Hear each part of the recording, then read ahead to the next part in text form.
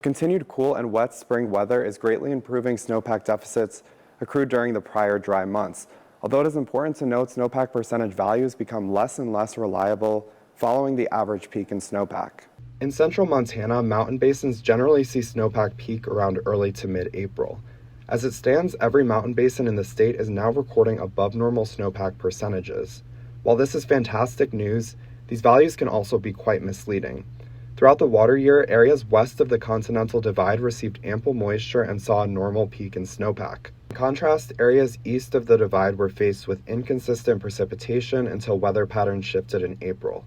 The cool weather and increased precipitation throughout April and May certainly benefited those mountain basins, although there was a lot of catching up to do thanks to the lack of precipitation throughout winter and early spring.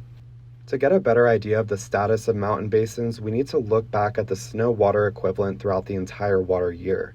The black line indicates this year's recorded snowpack, and the green line indicates the 30-year median. The Musselshell Basin remained below normal compared to the median for the majority of the water year, peaking at around 78% of normal. It wasn't until late April when the cool, wet weather increased the basin's snowpack to above normal levels.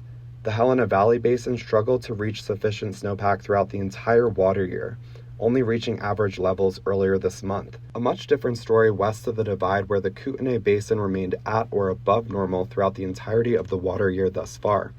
Nonetheless, there have been significant improvements made statewide, and the active weather pattern aims to continue right through the end of May. Sunny, warm weather may sound nice, although the cooler and wet weather expected this holiday weekend is exactly what we need ahead of dry season.